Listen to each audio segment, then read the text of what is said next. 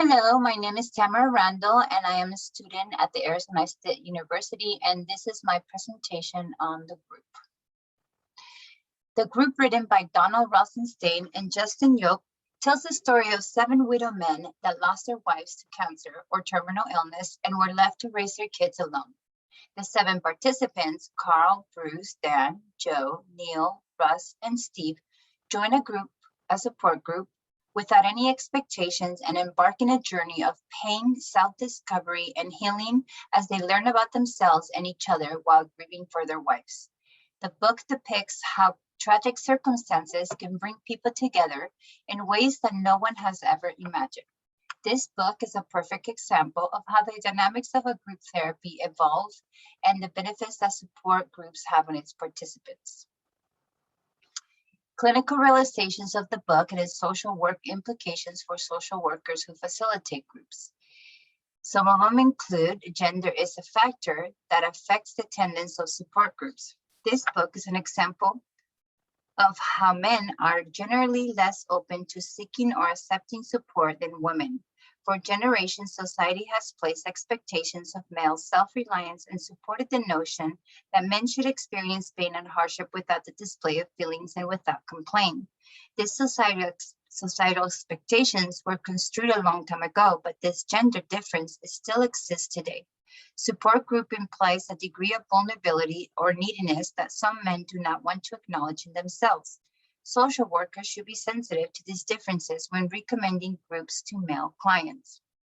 The second one is meaning and purpose of life fosters a greater sense of purpose and instills hope.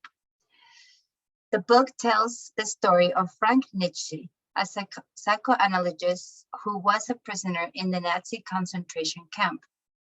Before the imprisonment, Frank was working on a book surrounding his theory that people want to find meaning in their lives. During his captivity, his theory was put to the test when he faced unimaginable abuse and neglect while living at the concentration camp. Frank vowed that if he survived, he would finish the book and focus on his family and his motivation to live. Frank survived, but he did not have control over what happened at the concentration camp. His family was murdered in the other concentration camp, but he did have control over how he responded to the circumstances. The therapists used this concept when the fathers felt hopeless to help them find meaning in their grief.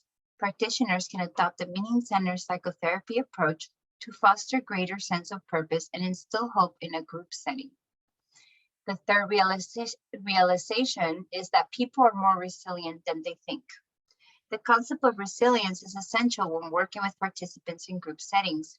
It is important that practitioners remember that all humans are capable of learning and adapting, and that they instill this belief onto the individuals they're working with. Loss comes in many forms. The group demonstrates how these men adapted to their new life and gives hopes in how others can learn and adapt as well. This slide is the observations about the participants' process and ways to address these issues in a group setting. In the book, Joe had found his own way towards being a good enough father and came to realize that he didn't have to be perfect for his children to be all right. The men in the group tried to be perfect parents to their children to compensate for the absent moms. The men realized that their children did not care about whether the fathers were doing things right. They just needed their parents to be present and to be there for them. Small but meaningful successes gave the parents the confidence that they could pull off the single parent thing. Whereas at the beginning, the participants felt that the wrong parent died. The concept of the good enough parent can be applied to the good enough me to mitigate the effects of the stress and pressure that individuals put on themselves as they strive to be perfect and conform to societal expectations.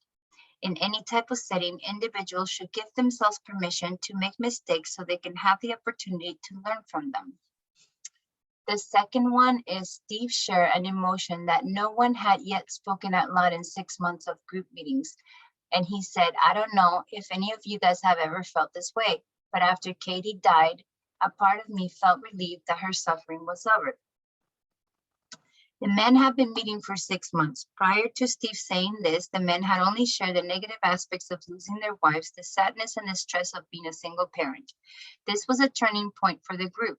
From this point on, the men acknowledged other uncomfortable truths and began to talk about other subjects such as the need for companionship and how the tragedies have made them better parents. This turning point demonstrates that when trust is established in a group setting, transformation and adaptation can take place. The third one is, for a time after Joy's death, when Joe simply didn't give a shit, he was unable to imagine a future filled with goodness, fun, and just rewards. The meetings helped the men move forward in a constructive manner. Joe wrote a 90 days to meet plan, which reflected the optimistic outlook that he had in life prior to his wife's death. The 90 days to meet plan also represented his personal growth in the group. This next slide is the event from the book and how it relates to social work awareness of therapeutic group process. The men were not patients and we were not therapists. By deciding to do a support group rather than a therapeutic group, the men in the group and the therapists gained unexpected partnerships. 3 years later, after the group started, the men and the therapist decided to make a website to reach other widowed men that needed help. The success of the group raised awareness and reached incredible heights. The partnership continued to grow and shape the academic and clinical work in important ways.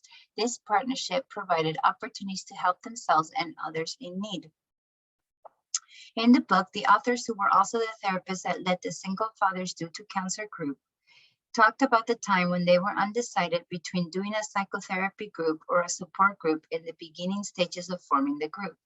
The decision to do a support group in where the therapists do not lead the group but rather collaborated with the participants allowed the men to assume ownership of the group and decide how they wanted the group to be led. This is an example of a successful therapeutic group process and highlights the importance of the therapeutic alliance when working with individuals and in group settings. This slide is one theme I would now address in a group setting. I would address post-traumatic growth and trauma-related benefits. According to the group, research explains that one can experience both distress and growth at the same time. In a group setting, I would talk about this phenomenon that I myself had the opportunity to learn more about it while reading the book. I think that it's important to let the participants that are joining any type of group about both sides of the coin. Where there's pain, suffering, failure, the opposite exists. There's also rewards, joy, and success that reap from going through the process of dealing with life's lessons. Practitioners can focus on this notion and let the participants in the group know that there are no mistakes in life, but only gains if one learns from them. Thank you. And this concludes my presentation.